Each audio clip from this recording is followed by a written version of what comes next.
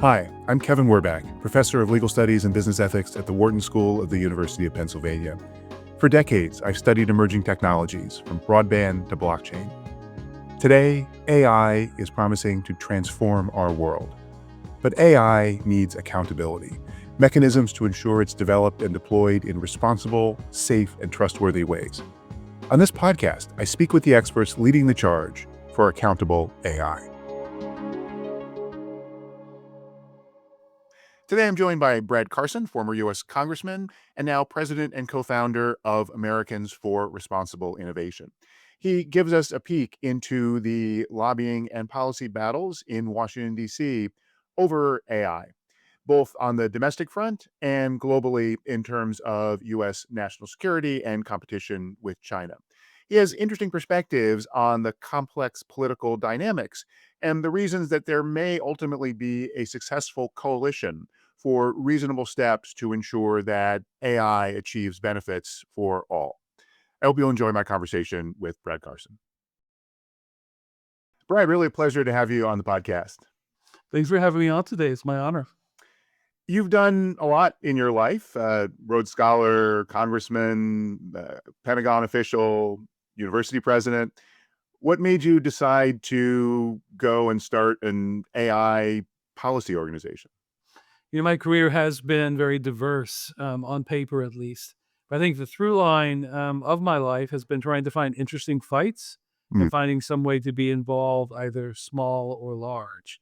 And so when I was very young, I was interested in economic development and politics, the way you improve life in the rural communities I grew up in.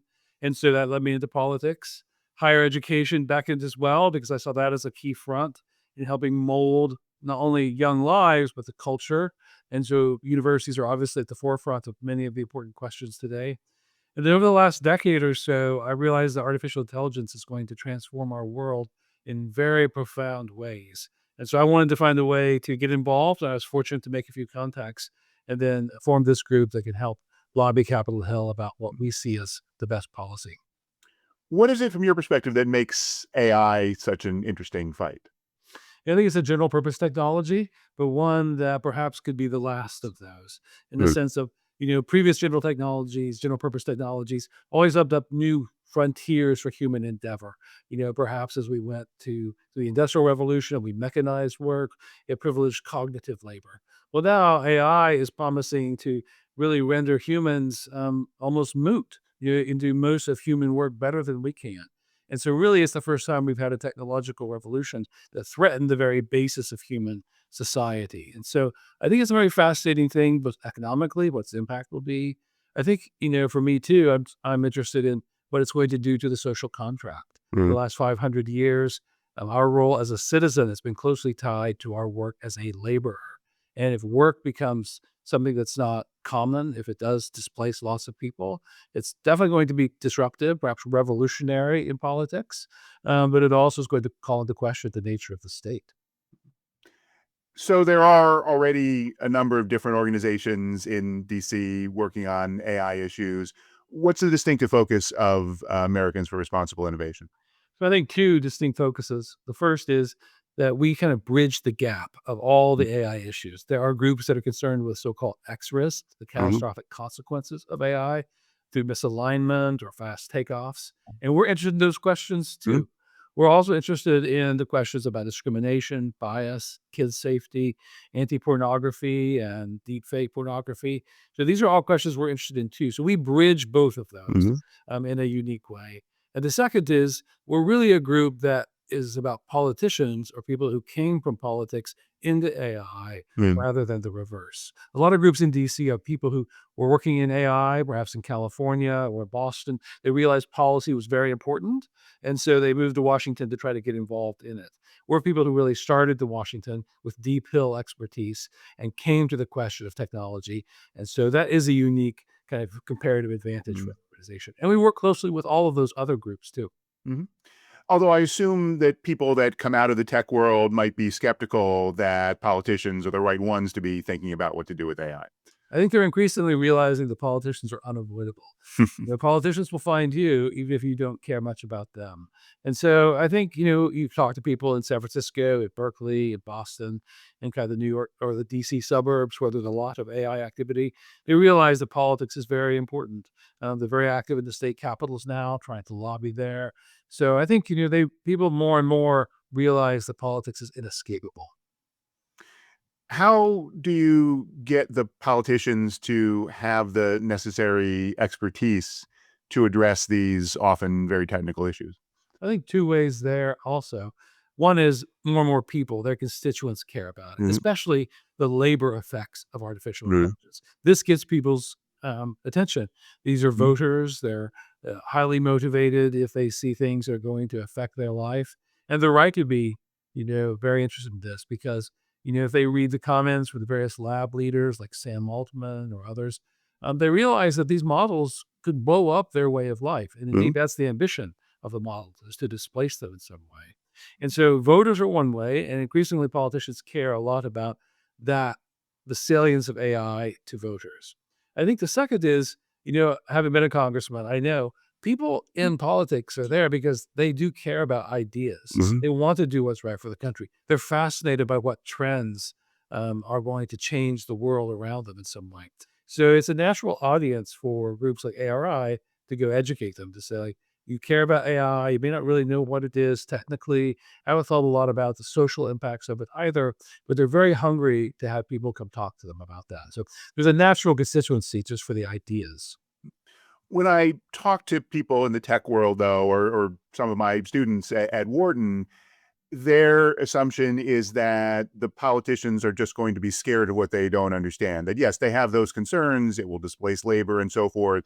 So if they're going to engage, it's going to be slow it down, stop it. Why is that not right?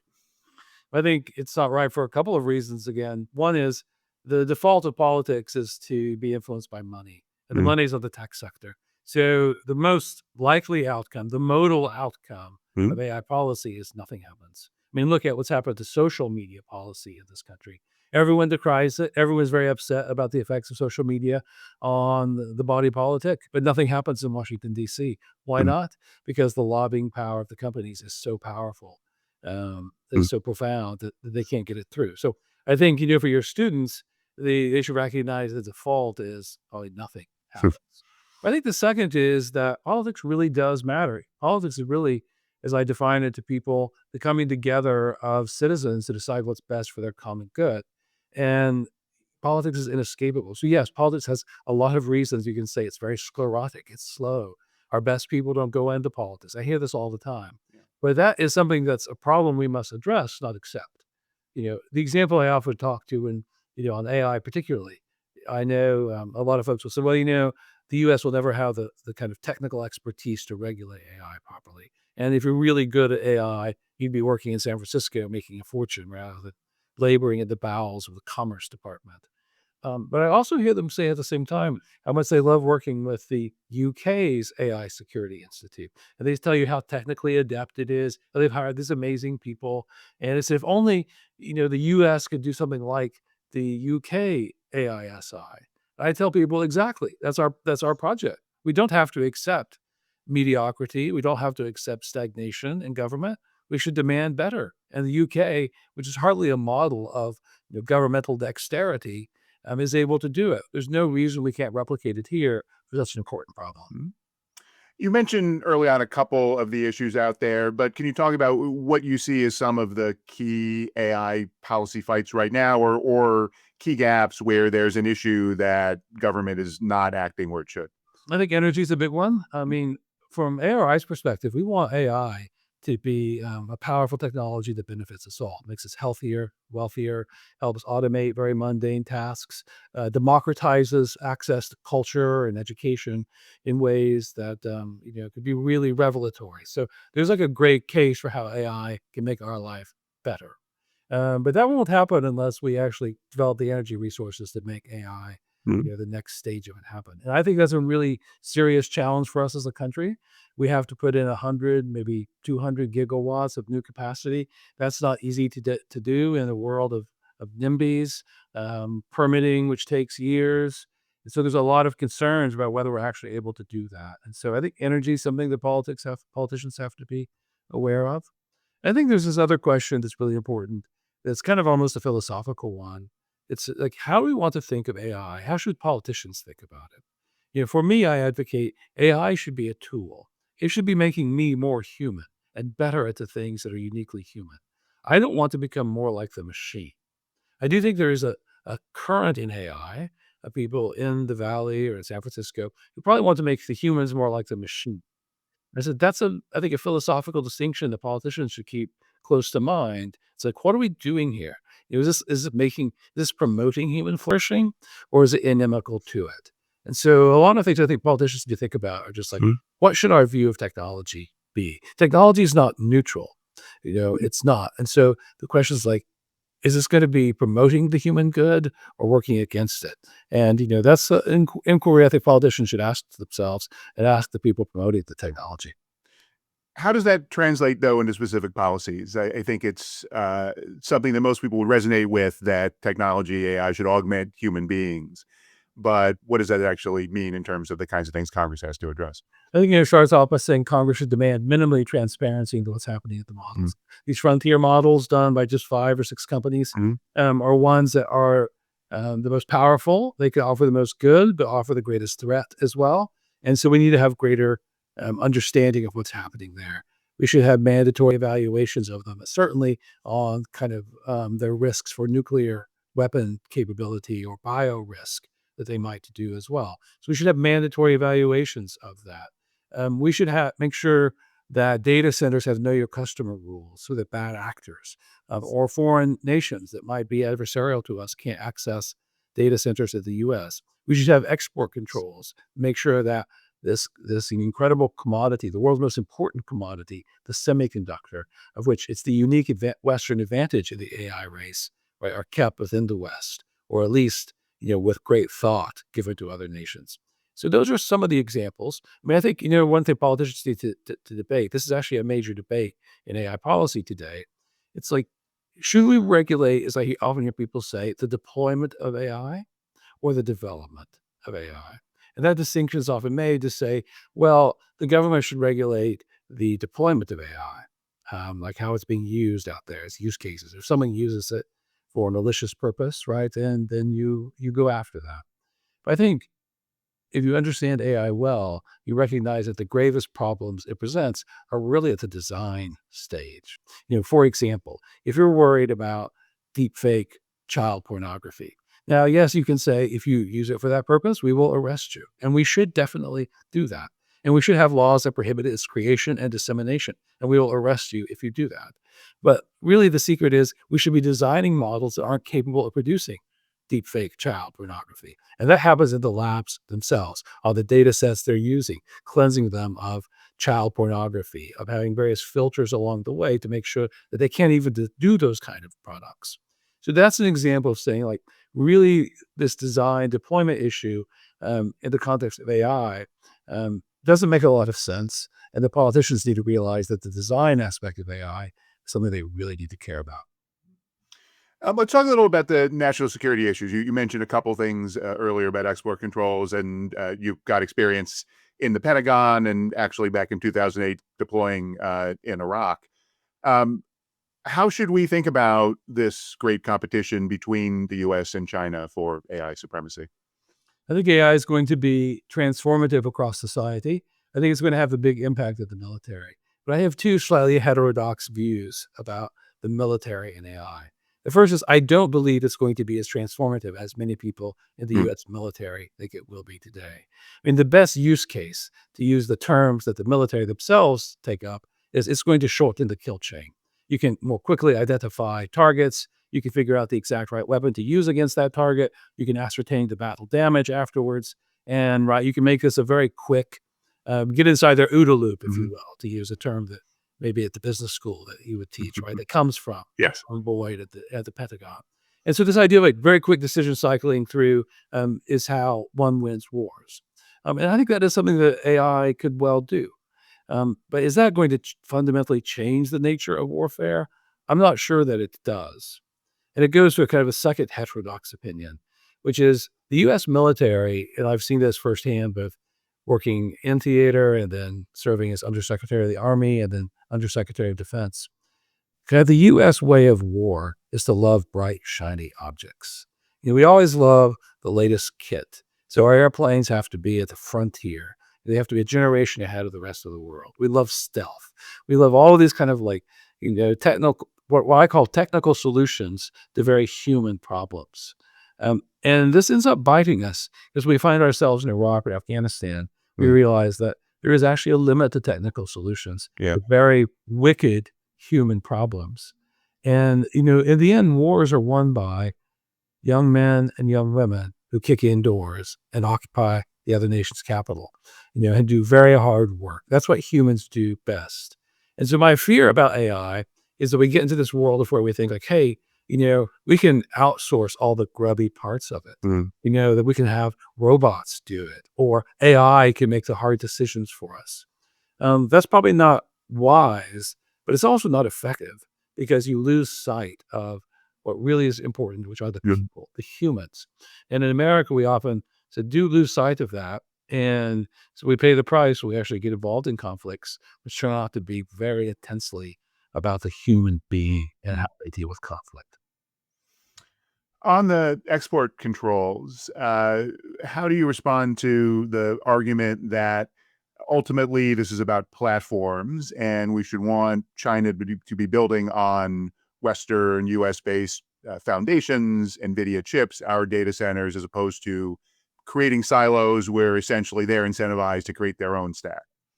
I think there are a couple of responses to that. One is it a platform? I mean, there's a lot of work that places like Wharton do about Mhm. platform economics. Yep. And the idea that, you can build up scale, you have lock in, and therefore, right, you can kind of preclude people from switching very easily. And therefore, you have, an incredible product. What Mhm. are the switching costs on using AI? If you're a consumer out there across the globe, you're using DeepSeek today. Perhaps they've open sourced it, so you're using DeepSeek. And you get access to a better open source model, right? Or you get one of the proprietary models that your government provides to you, or that your employer provides to you. Mhm. Can you easily switch to it? Sure, you can. So, do platform economics really apply to AI? Now, you can argue that the software, the CUDA software, things like Mhm. this, create more of a moat around that makes Mhm. switching hard. But it doesn't. It's not the same thing as Facebook or Twitter, where I lose my 10,000 followers if I go to Blue Sky and I have to start anew. So the network and economics of True. AI, I think, are very different. But that's an interesting academic question. I Uh, think more broadly, you have this empirical one, which is, does it make sense to addict the world to the US tech stack? And if we do that, does it some way stop the Chinese effort to build their own indigenous capability? I mean, I often hear the argument like, hey, if we sell NVIDIA H100s or the Blackwells to them, this in some way will keep SMIC and Huawei from developing their own semiconductor manufacturing equipment, ultimately their own kind of leading edge semiconductors. I don't think any fair reading of China over the last 30 years suggests that Xi Jinping is going to say, like, oh, yes, the world's most important product, semiconductors. I would love to be, have like domestic production of these, but the Americans are supplying them. I just can't get the economics to work for me. That's going to be a major national security priority, as it should be for him. And so they're going to be developing out their indigenous capability, irrespective of what we do to them. And so I think then the empirical question is, if we don't sell to them, what's their plan B? mm, And plan B for them is probably nothing because Huawei can't produce at the scale or quality of NVIDIA. And so, that's really the option is like they have inferior chips to us, which is a great thing. We could probably keep them having inferior chips for a long time to come because the semiconductor manufacturing equipment's very hard to develop. ASML, right? It's all oligopolistic, monopolistic, all the way up the supply chain. And the question is, we can probably maintain a very long lead over them, and we should. And so I think that's my answer to it is like, mhm. if you told me, as a matter of fact, like, hey, next year Huawei is going to be so incentivized by our export controls, they're going to have their own competitor to the Blackwell. Then that might make me rethink it. I was like, let's just make as much money as we can. Let's maximize NVIDIA market share and go from there. But the answer is they're not going to be able to develop the capability for many years unless we give it to them. It is our sole advantage over China in the AI fight. They're better than us on energy. They are as good or better than us on data. So really, of the three parts of the AI kind of effort, data, compute, and energy, it's really compute that we have the lead on in the West, and we should maintain it. I guess I would also add to that people, if we're willing to continue to allow some of the best Chinese scientists and students to come here and be part of the American effort.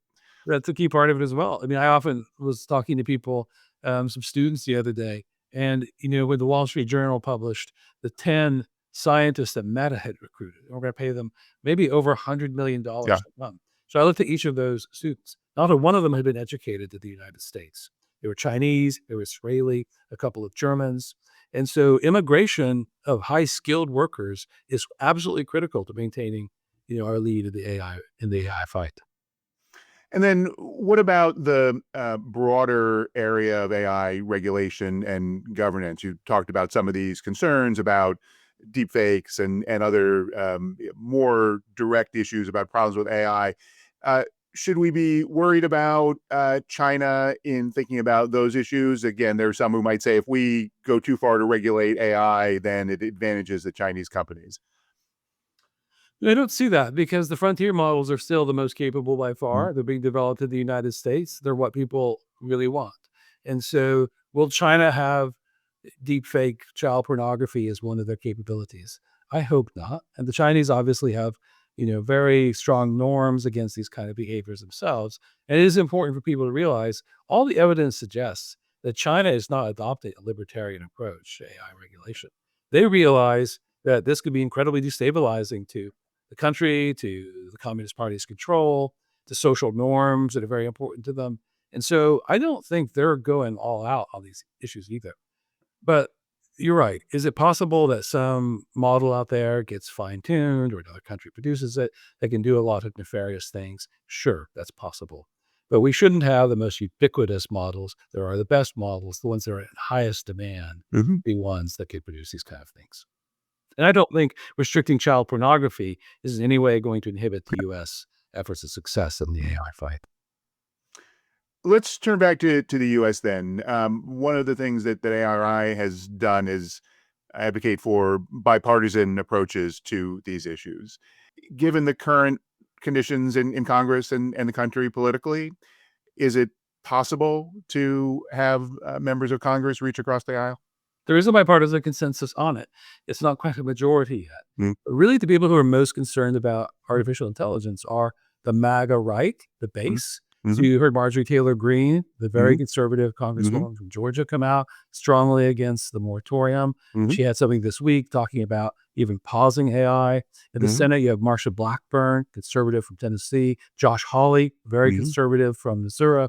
These are some of the biggest critics of mhm, artificial intelligence in the entire Congress. And they unite themselves with progressives who are often and have historically been very attuned to these concerns as well. And so there's actually a very interesting bipartisan mhm. consensus around it that I think you'll see only grow in time. So I'm very optimistic because I think the one thing about AI that is unique among these general purpose technologies over the last, say, 300 or 400 years, it's deeply unpopular. If you look back at the history of electricity, people were fired up literally about electricity. Like, this Yeah, is a wonder of the world, what it yeah, could do for you. And yep, everyone was racing, like, how do we get this? We saw obviously that this was a massive quality of life improvement. Everybody wanted to get it. It was a major political issue. I mean, I come from rural Oklahoma. My parents can remember when we got rural electricity. And mhm, this is a seminal moment in their life. mhm, Um, the internal combustion engine, same way. As controversial as new forms of transportation were, people realize these cars are going to make our lives, really much better. And politicians worked to kind of integrate, the vehicle into kind of modern life. AI has 80 to 90% of the people express deep concern yeah, across both parties, across every demographic group, every age group. And so it's the first kind of major uh, transformative industrial activity that people are very sketchy about yep, from the jump. And so I think it's going to be a major political issue. It already is one that's deeply unpopular. It's just not salient enough to the mm. vote. But as you begin to see employment effects from it, as people read the newspaper that their kids could be led to self-harm Mhm. through interaction with LLMs, you're going to see more and more people become motivated to make it a voting issue. Yeah, this is a really important point, and I worked on internet policy now 30 years ago in the Clinton administration, and back then everyone was excited about the internet. And you're absolutely right that we see this across the board in polls, the degree of worry and skepticism in the population. So, what will it take to have people be more comfortable? Because I teach and write about AI governance, and I'm always making the argument to companies that this is a big problem for you if the people who need to use and adopt and be subject to this technology are so deeply worried and skeptical about it. What should give us some optimism that through good policies we can overcome that? I think that we have to realize that the AI bounty has to be shared with all Mm, people. I came of age in politics when trade was a big issue. mhm, And I was one of those Democrats in Congress who always supported free trade. I studied the intellectual mhm, justifications for it. It makes us all wealthier, mhm, and the rich can compensate the less well off, and still everyone has a Pareto improvement and all these kind of things. So I was always a big supporter of free trade. But now we look back and we realize how many of those trade policies, destroy the social fabric of the country because that kind of compensation never happened. The plant leaves Youngstown or Muskogee, Oklahoma. And the people getting wealthy in New York or San Francisco aren't compensating the people back in those places. And so I think that's what has to happen is the AI bounty. If it makes the economy grow at 2x its usual rate or 10x, as some people predict, if people get extraordinarily wealthy through training on human created data, after all, mhm. then yes, that bounty has to be shared or it's going to rip apart the social fabric. That's not an easy thing to do, of course, Yeah. in the same way the trade policy failed. Are we someday going to tax Sam Altman at some confiscatory rate? Are we going to take equity interests in the labs? I don't know the answer to that. And that's why I said there's a lot of reason to be kind of bearish about what AI is going to do to society if left unchecked. But I think that's what has to happen is we have to rethink actually the social compact. Mm. What's your take on the way the Trump administration has approached these issues with, say, the AI action plan they put out over the summer? Better than expected, to be honest, because the Trump administration has this division we've talked about. Mhm, You have the populist MAGA base, Steve Bannon, Tucker Carlson, very skeptical of artificial intelligence. And of course, you have the Silicon Valley accelerationists who actually have a lot of power too.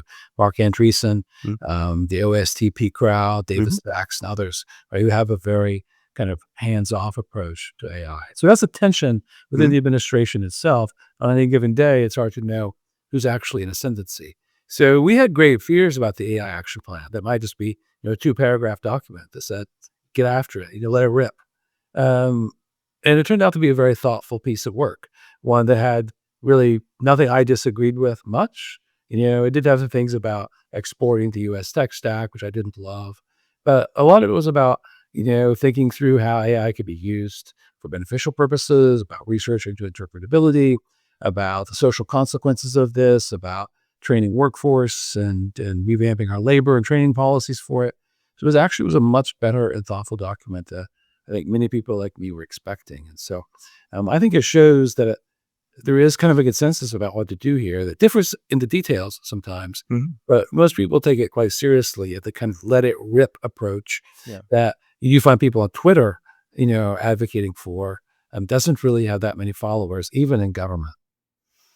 But as you say, there is this tension in the administration, and this is we have a very mercurial president who does change views and approaches. Is there anything that those like you that are on the outside can do to build coalitions to influence what the administration is doing in this area? I think so. I mean, we talked to people like Steve Bannon Mhm. and others, right, to tell them, like, we might disagree. I might disagree. I mean, ARI is a very bipartisan Yeah. organization with many people who worked in the Trump administration. Mhm, But I'm a Democratic congressman from back in mhm, the day. And so there might be some issues we probably have profound disagreements about. mhm, But what's maybe the most important issue of the day, which is this transformation of the global economy, and does it work for all of us? We see eye to eye on these kind of things. mhm, I'm happy to support politically people like Marjorie Taylor Greene because I think they're speaking out on a lot of very important issues. Marsha Blackburn, Josh Hawley, mhm. and we at ARI have raised money for people like that. I think this is a question of the day, and I think that's how you do it. And I think President Trump is very attuned to that populist Mhm. base. He's tweeted out a couple Yeah. of things, concerned about labor effects of AI. He likes winners, and he probably sees the Silicon Valley, San Francisco crowd as winners, and so these are national champions. He has that kind of view of things, but I do think he's cognizant of the effect on ordinary people because that really is who the typical Trump voter is, and he doesn't lose sight of that. And how ultimately can we balance the desire to support these companies in their economic success and technological success, whether to get the bounty of AI for humanity, as you talked about, or geopolitically, globally, competitively, um, and not have them run roughshod over all of these protections? I think it starts by recognizing that reasonable guardrails and economic success and innovation are not binaries. They're not Mhm. opposed to one another. They're actually consistent with each other. If you look at aviation, if you look at the history of pharmaceuticals in this country, even transportation, reasonable rules give people confidence in the product Mhm. and can help promote it as well. And very few of the guardrails that people are talking about are of any real stick to these massive labs that Right. now have valuations in the hundreds of billions of dollars, if not more. And so I think it's about recognizing that if I'm running one of these major AI labs, having the public, giving the public confidence in my product is something that I must do. Or there's going to be a backlash. There's going to be a 3 Mile Island event that Mhm. stops the nuclear industry in its Yeah. tracks. And you're going to see something like that in AI, where people say, you told me I was going to cure cancer. Instead, it took my job or led my child to self harm. Or now my middle school is riddled with deep fake pornography. I don't really see like the curing cancer part of Yeah. this. And so I think this is right for a big backlash if Mm. people aren't very responsible about it. And I think the lab leaders know that. And so my hope is that kind of reasonable guardrails that are light touch, but give us transparency, give us insight, that make them like take some of the risks quite seriously, are ones that we can encourage politicians to support as well. How much time do you think we have to get this right?